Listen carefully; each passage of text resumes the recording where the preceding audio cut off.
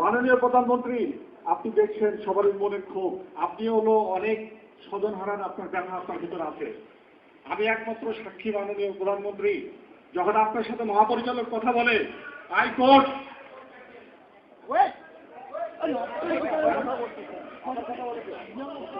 একমাত্র সাক্ষীকে আমি বলতে চাচ্ছি তোমাকে, ওই সময় যারা ছিল সবাই ইন্তেকাল করেছেন। মাননীয় প্রধানমন্ত্রী আপনার সাথে যখন কথা হচ্ছিল মহাপরিচালকের, তখন উনি আপনাকে বলেছিল ম্যাডাম সম্ভবত 44 রাইফেল ব্যাটালিয়নে একদল বিদ্রোহ করেছে রিবেল গ্রুপ, সম্ভবত আপনার সরকারকে ইমেজ নষ্ট করার জন্য এই ধরনের কাজ করেছে। আমি মাননীয় প্রধানমন্ত্রী আমি ওখানে দাঁড়িয়ে তখন শুনলাম, এবং আমাকে সবারই আমরা যারা উপস্থিত ছিলাম মহাপরিচালক বললেন যে কিছুক্ষণের মধ্যেই সেনাবাহিনী চলে আসবে, আমরা অপেক্ষা করছি সেনাবাহিনীর জন্য। তার আগে আমাদের মাননীয় সেনাপ্রধানের সাথে আমার মহাপরিচালক কথা বললেন, তখনও শুনলাম সেনাবাহিনী আসবে। কর্নেল গোলজার যেহেতু র্যাব থেকে এসেছিল, সে তার নিজস্ব চ্যানেলে ডিজি র্যাব থেকে শুরু করে সবারই সাথে কথা বলেছে। আমার সাথে ডিএমওর সরাসরি কথা হয়েছে। ডিএমও আমাকে বলছে জানান 46 ব্রিগেড থেকে 2টা ব্যাটালিয়ন মুভ করছে, যা সে অপেক্ষা করো। যদি তখন আপনি সেনাবাহিনী পাঠাতেন, র্যাব পাঠাতেন, আবার আপনার বন্ধুরা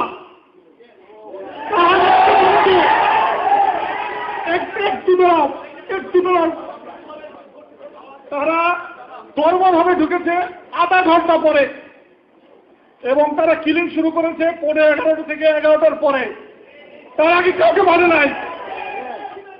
কিন্তু যদি র্যাব সেনাবাহিনী এখান থেকে এইটুকু যদি 1 ঘন্টার মধ্যে ঢুকতে না পারে, সেই সেনাবাহিনী আমাদের দরকার নাই, দরকার নেই আমাদের। আমরা অসহায়ের মতো ওখানে বসে আছি, সবাইকে বলা হচ্ছে, সবাই আমাকে বলছে আসছে আসছে, কেউ আসলো না। মাননীয় প্রধানমন্ত্রী, মাত্র প্রথম দিকে 20 থেকে 30 জন সৈনিক হচ্ছে রাইফেল নিয়ে চারিদিকে ঘেরা ছিল, ওদের কাছে লাইভ অ্যামুনিশন ছিল না, ব্ল্যাক অ্যামুনিশন দিয়ে ফায়ার করছিল। 10 থেকে 15 মিনিট পরে কোপ ভেঙে তারা লাইভ অ্যামুনিশন দিয়ে আমাদের সামনে লোড করে তারপরে ফায়ার করা শুরু করেছে ভেতরের দিকে। তবু তারা সাহস করে, আমরা নিরস্ত্র ছিলাম, তাও সাহস করে তারা ভিতরে ঢোকে নাই, বাইরে থেকেই ফায়ার করছিল মাননীয় প্রধানমন্ত্রী।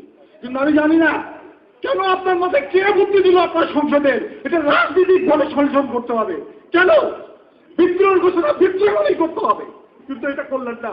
রাজনীতি সব জায়গায় চলে না মাননীয় প্রধানমন্ত্রী, রাজনীতি খবর যদি ইচ্ছা আমার সেনাবাহিনী কোথাও আমাদের একটা ট্রেন পাঠাতো, অথবা একটা যদি আমাদের কমান্ডো বাহিনী একটা ল্যাটনও যদি যেত, ওরা পিপিলিকের মতো পালিয়ে যেত, কিন্তু কেউ গেল না।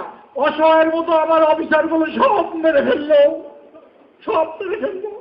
আপনি আরো কিছু করতে পারলেন না, কিছু করতে পারলেন না। মাননীয় প্রধানমন্ত্রী, আপনি যদি সর্বোচ্চ আসনে থেকে কাউকে যদি সাহায্য না করতে পারেন, তাহলে আমাদের ইনস্টিটিউশনের দরকার কেন? যে দেন অন্য দেশকে লিড, সেই দেশ না চালাতে পারে। মাননীয় প্রধানমন্ত্রী, আপনি যদি আমাদের ইউনিফর্ম দিয়েছেন, শপথ নিয়েছি আমরা, জলের চলে আকাশে যখনই আদেশ করা হয়েছে আমি গেছি। আমরা ইচ্ছা করে বিডিআরে যাই নাই, আমাদের ডেপুটেশনে পাঠানো হয়েছে প্রশাসনের নির্দেশে আমরা গিয়েছি। তাদের একটি আক্রোশ ছিল, সেনাবাহিনী, তোরা সেনাবাহিনীর অফিসার তোদেরকে সবাইকে মারবো। এই সেনাবাহিনীর অফিসারের বিদ্বেষ কারা ঢুকেছে? আপনার রাজনীতিবিদরা। তারা সংসদে বলে আইএমএফ কে দেখে কি হচ্ছে, আইএমএফ ইয়াজউদ্দিন, মঈনুদ্দিন, ফখরুদ্দিন, আরে ওই সময় 3 জন যদি না থাকতো তাহলে এই দেশের কি হতো? আপনার সংসদের সংসদ সদস্যরা এই কথা সংসদে বলে। যদি ওই সময় আমার সেনাবাহিনীরা বিডিআররা যদি সহযোগিতা না করতো, মাননীয় প্রধানমন্ত্রী আপনি বলেন কি হতো 111-এর পরে? কি হতো? আপনি মাননীয় প্রধানমন্ত্রী, আপনার সংসদ সদস্যরা আমরা টিভিতে দেখছি যত বিদ্বেষ সেনাবাহিনীর অফিসারের উপরে। আমরা কি দোষ করেছি? আপনি কি সুযোগ সুবিধা দিয়েছেন আমাদের সেনাবাহিনীকে? একটা একটা করে বলেন আমাদের সঙ্গে যে আমরা তোমাদেরকে এই দিয়েছি, তোমাদের এত সুযোগ সুবিধা। মাননীয় প্রধানমন্ত্রী আমাদের একটা উত্তর দেন, আপনি কি এমন আমাদের সুযোগ সুবিধা দিচ্ছেন যাতে আপনাদের সংসদ সদস্যদের এত অন্তর্জালা সেনাবাহিনীর উপরে? বলেন না মাননীয় প্রধানমন্ত্রী, কেন সংসদে শুনতে হবে? আমরা কি পরদেশ থেকে এসেছি মাননীয় প্রধানমন্ত্রী? আপনাকে ভাই তোমরা একটু চুপ করো, একটু চুপ করো, একটু চুপ করো। মাননীয় প্রধানমন্ত্রী যেভাবে তারা অফিসারকে মারল, আপনার সাথে শেষ যখন কথার পরে মহাপরিচালক সেনাপ্রধানের সাথে কথা হলো, ডিজি র্যাবের সাথে কথা হলো, ডিএমও যখন আমার সাথে কথা বললো, আমি আমার টেলিফোনটা ডিওটিকে দিলাম, অপেক্ষা করছি কেউ হয়তো আসবে।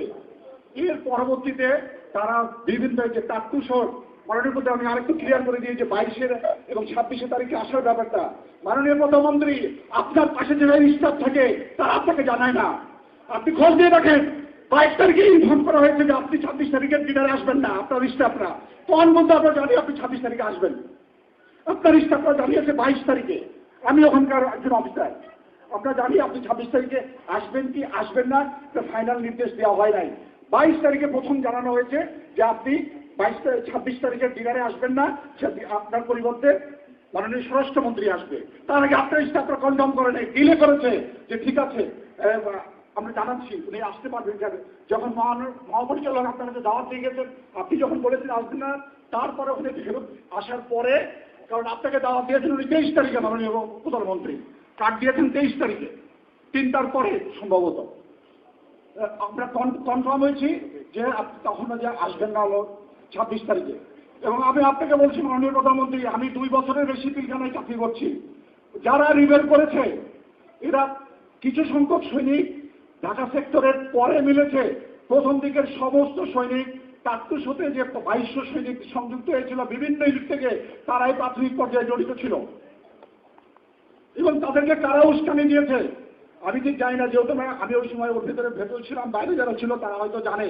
কিন্তু আমি বলছি মাননীয় প্রধানমন্ত্রী, আমি ওখান থেকে শুনেছি নিউ মার্কেটের গেটে রীতিমতো সিভিল জনতা মিছিল করেছে, আমরা ওখান থেকে শুনতে পারতেছি, বলতেছে জনগণ আমাদের সাথে হাত মিলিয়েছে, মাইকে ঘোষণা করতেছে আপনারা চিন্তা করেন না, জনগণ আছে আমাদের সাথে, আপনারা আপনাদের মনোবল করেন। এইভাবে মাইকের ভেতরে বারবার ঘোষণা করা হচ্ছিল। এই সিভিল কারা যাদের এত বড় সেনাবাহিনীর প্রতি তাদের এত বিদ্বেষ, এটা বের করতে হবে মাননীয় প্রধানমন্ত্রী। কারা এরা, কোন গ্রুপ? এখন আমার সেনাবাহিনীকে ধ্বংস করার জন্য আবার এক পর্যন্ত শুরু করেছে, এরা কারা মাননীয় প্রধানমন্ত্রী? বের করতে হবে আপনাকে। আর আপনার আশেপাশে যারা আছে এদের কথা বিশ্বাস করবেন না। এই যারা গাড়া থাকার পিছনে এরাকে পারবে না, আপনার কি সাহস কি আছে পড়িয়ে, আমি নিজেই থাকছি, তাই মানছি যারা আমাদের কাছে ছিল। কাউকে বিশ্বাস করবেন না আপনি, যারা আপনার আশেপাশে আছে।